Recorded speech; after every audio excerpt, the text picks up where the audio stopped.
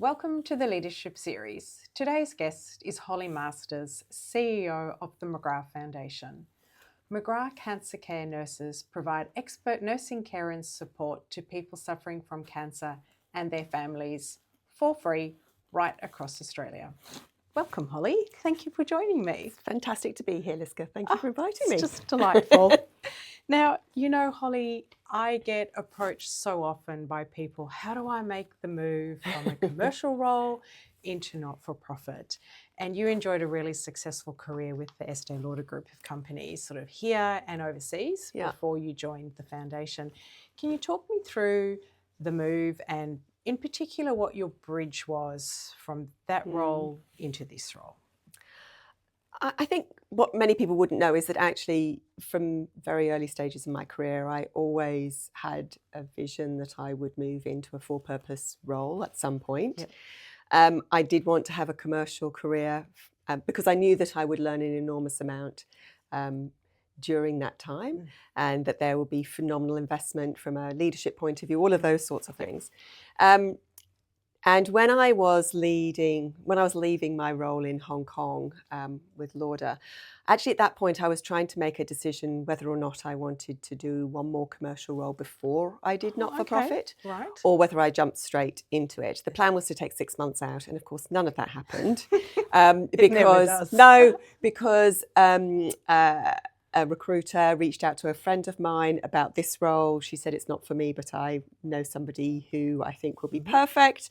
And then the conversation started. But to be fair, what many people wouldn't know is that Estee Lauder companies started the Pink Ribbon and Breast Cancer Awareness Month 30 plus years ago. And so since 2002, I'd been working with breast cancer organisations in the UK and in Australia. So I had a very long history and a relationship with breast cancer organisations. And so I'd seen it from the corporate side, and I'd always really enjoyed that relationship.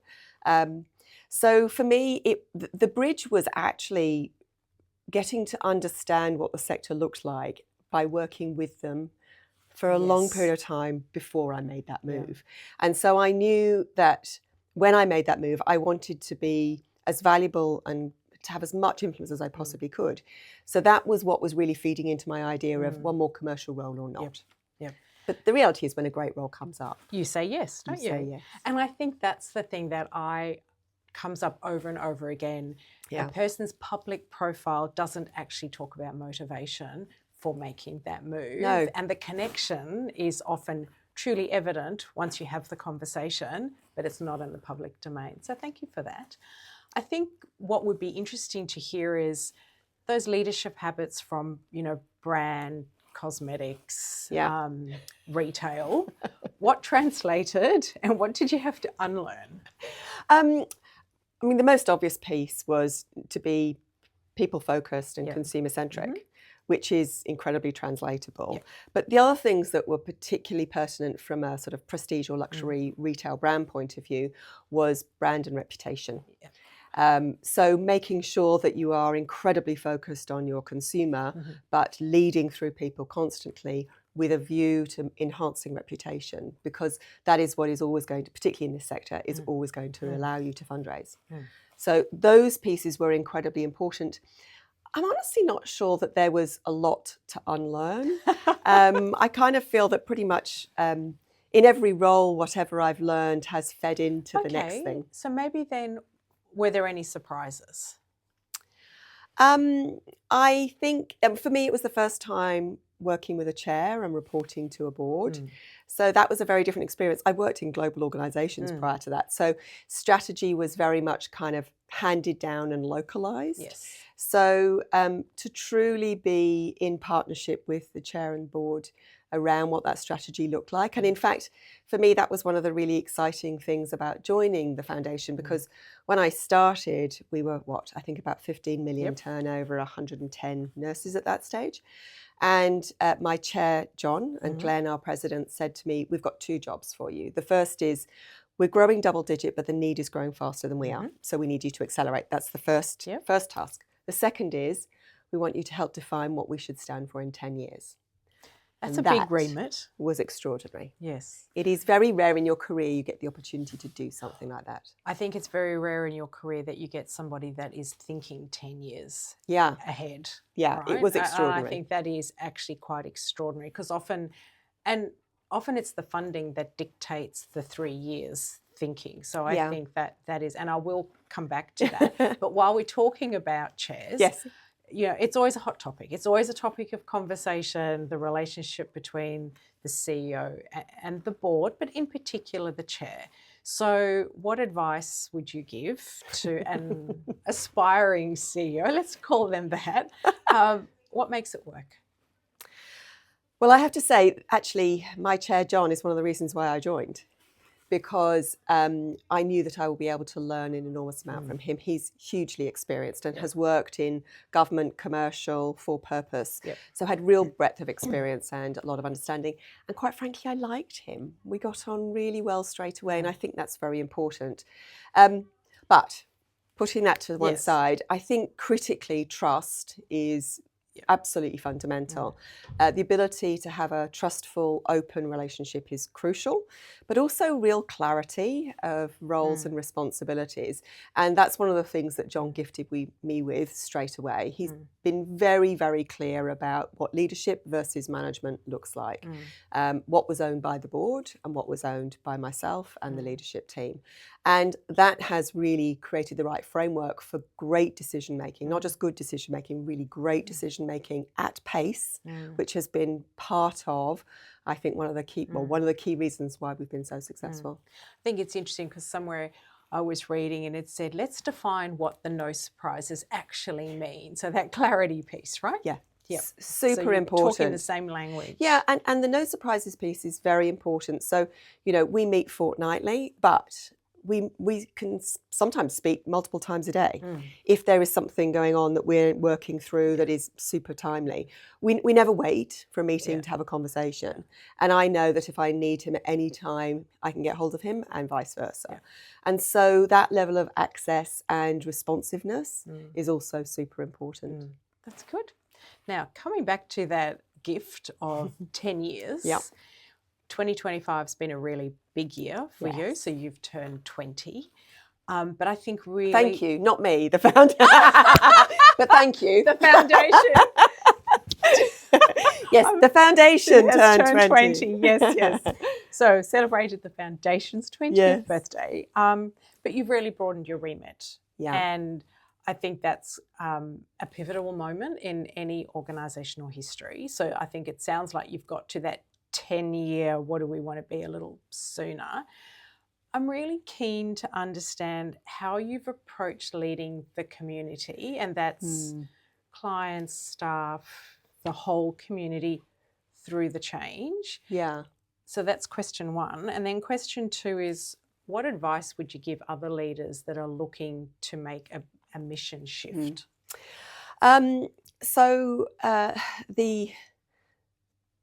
Defining what we should stand for sort of in 10 years' time. So when I joined, it was 13 years old, the foundation. And the strategy for acceleration began straight away.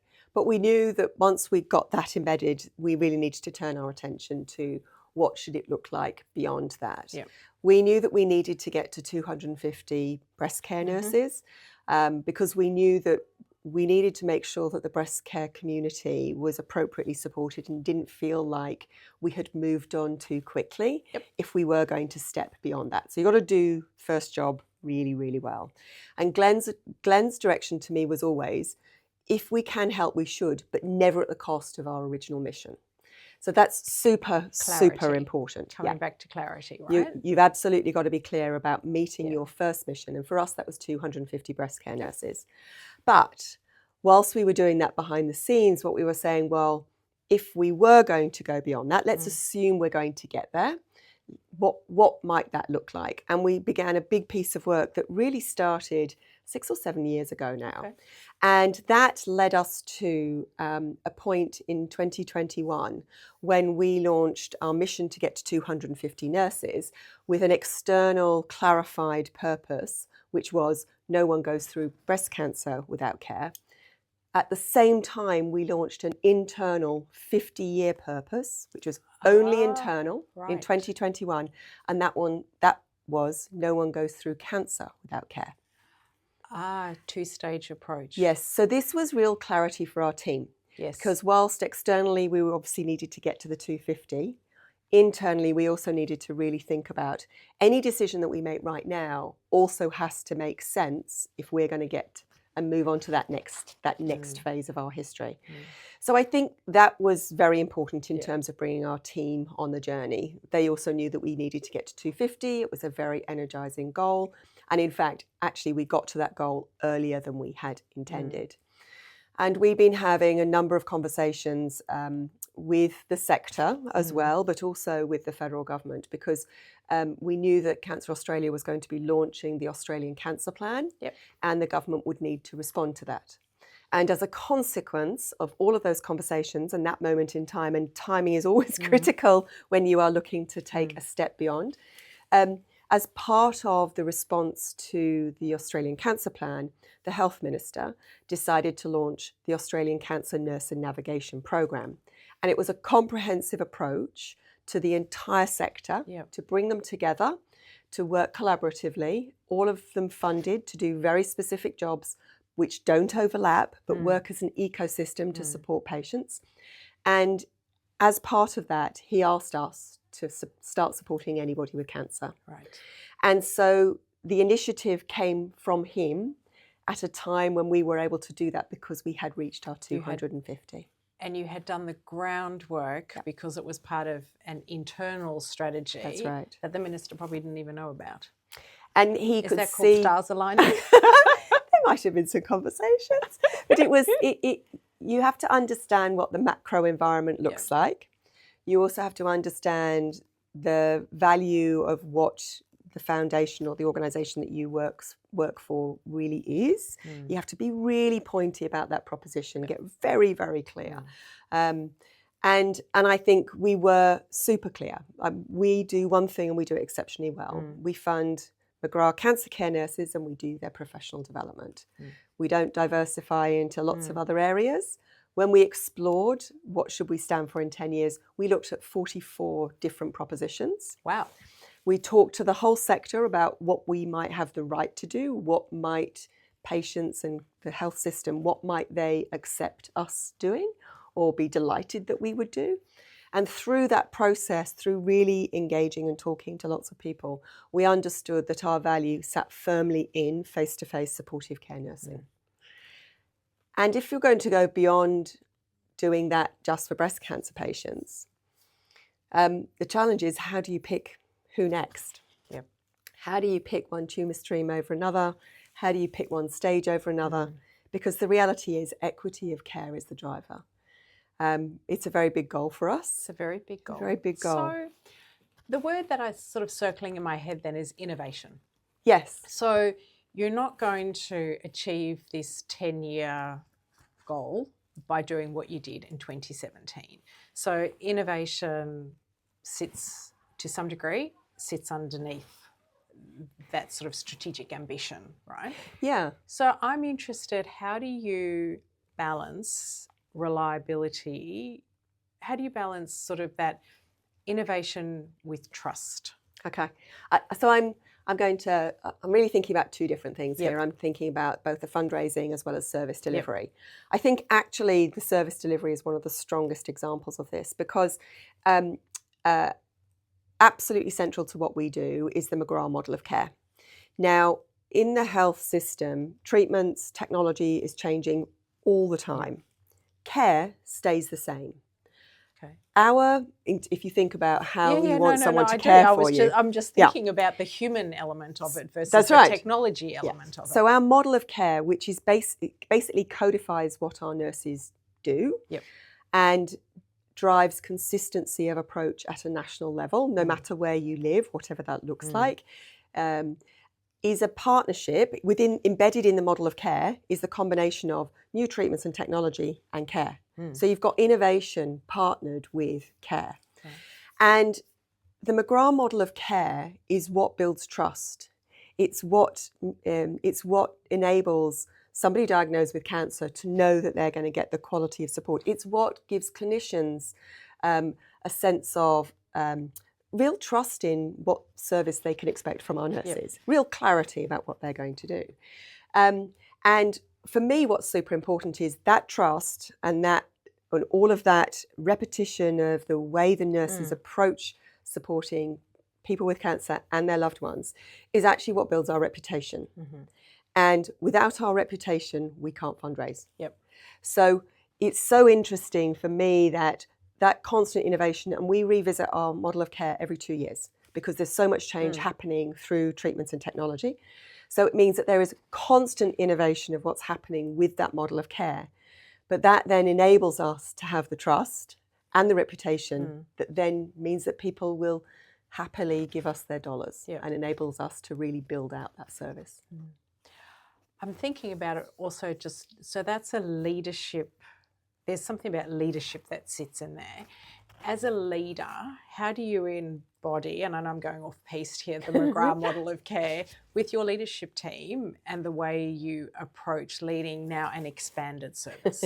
So it's interesting. We've always said that we're completely inspired by our nurses because if you look at the way nurses operate in the system, it's extraordinary what they do. And there is no more, I talked a bit about being consumer-centric. There is no more consumer-centric person than a nurse because they will do whatever needs to be done for that patient. I've always said they just make it happen. They, if it means that they need to stand at 11:23 in a corridor while they know that the local surgeon walks past to get his morning coffee, they will do that in order to make something happen for their patient. So that also goes to we have a culture here where we really like to test things, and failure's good because you learn from it. What I don't want is the same thing to go wrong 2 or 3 times. And I quite like people to fail fast and fail cheap.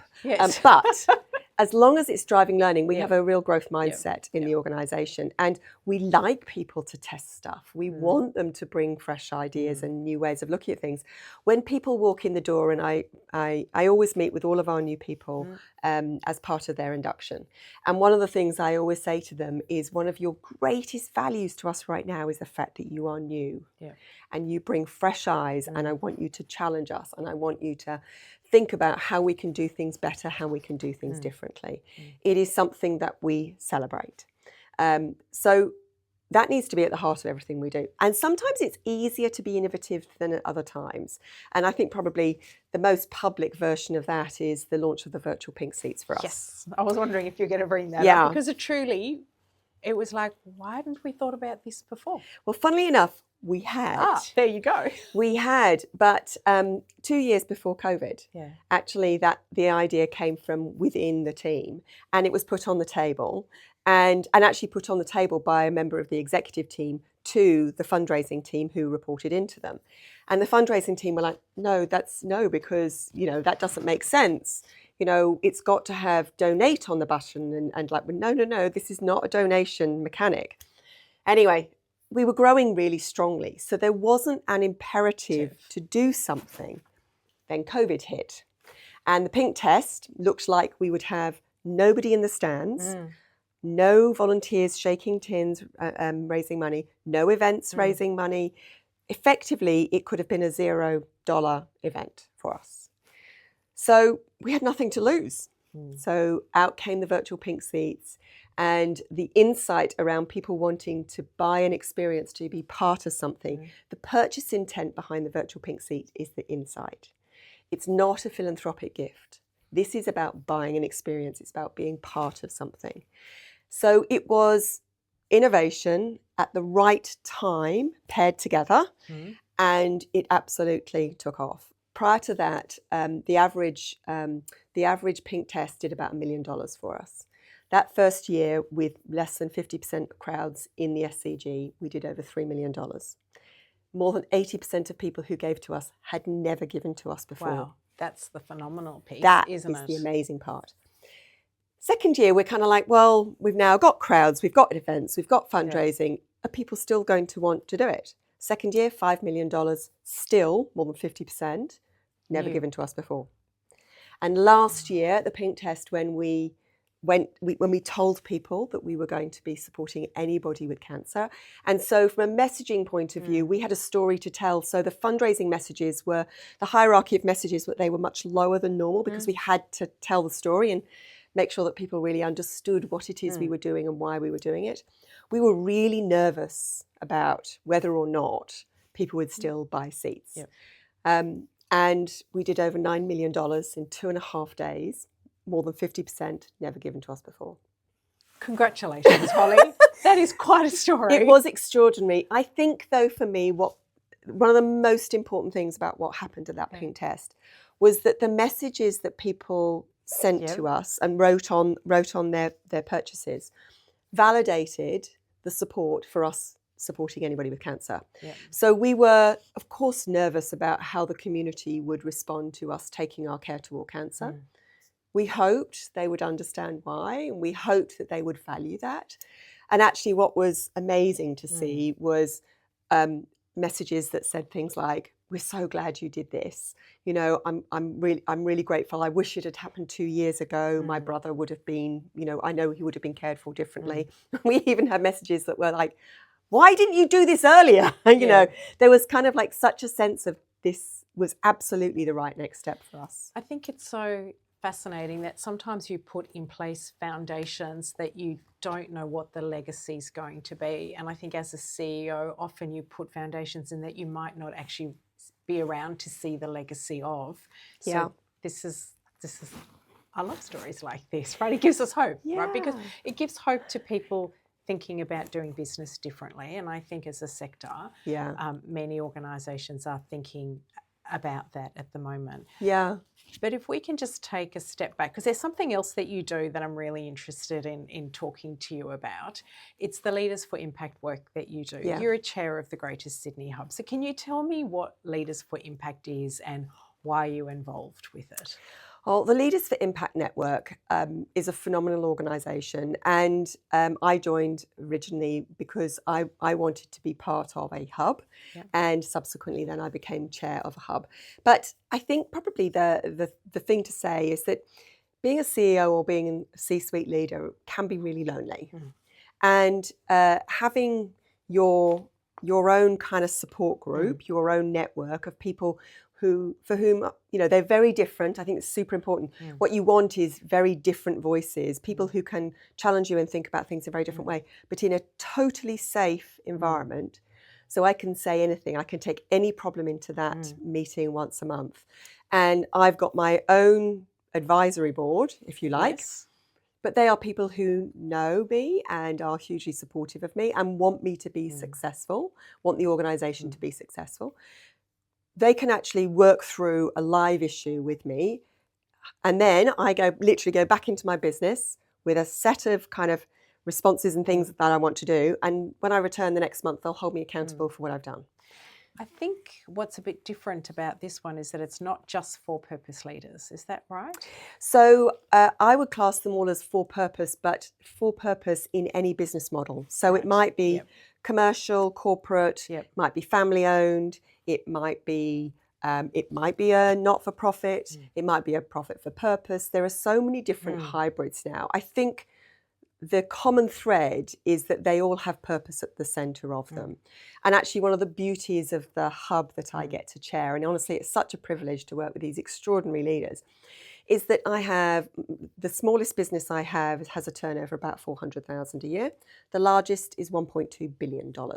Right, you know, that's we scale. have, that's right, we have a couple of employees, thousands of employees. How do you find the commonality? Because there's Great that, question. you know, there's that, what are they doing at the table? They have 2 employees and they family run and turn over 400,000 and I'm a $1.2 billion business. So many of the themes are the same. Yeah. It's really interesting because it's almost always about, there are parts that are always about people. There are parts that are always about leadership. There are parts about innovation, how you drive change, how you drive medium to long-term strategy, not just what you need to do. You've got to deliver on today, this week, this month, this fiscal year, but where are you leading towards? And then there are always conversations about working with boards and chairs.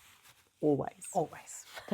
So this has been such a great conversation. I want to finish on one thing you said earlier. You said, I tell my team, fail fast, and maybe fail cheaply. So what's been the leadership learnings that you would love Holly, day one, walking through the door of the McGrath Foundation, to know today? I would say, remember, you only get the chance to be new once. I think all of us, when we get into new roles, we feel like we need to prove ourselves and get so much done. But actually, that first 6 months is a gift. And you never get to be that person in that environment again. And you have a platform to do a whole range of things that you don't have beyond that, I think, beyond that 6 month period. So it is a time to really get under the skin of the organisation, to take time to really understand what that looks like. But also it's a platform for change, and understanding what is important to keep and what is important to signal that you're going to change, or even to start changing, is super important during that time. I mean, the old adage about the 100-day plan, you know, and making sure that you've really thought about it in advance is so important. It was actually the last step of recruitment for me. I had to present to the board my 100-day plan. And I think it's incredibly useful to think about it in that way. But being genuinely leaning into being new is super important. I think you have a courage and a bravery because you don't actually know what you don't know yet. Yeah, and you can ask all the stupid questions you like. You know, there's a certain point when it's a bit tougher to ask stupid questions because you kind of should know by that point. You should know by now. Well, as you celebrate the Foundation's 20th birthday, Holly, you certainly learned a lot along the way. And thank you for sharing your learnings and your leadership with me today, and our listeners as well. Thank you, Liska. It's been an absolute pleasure. Delightful. Thanks a lot.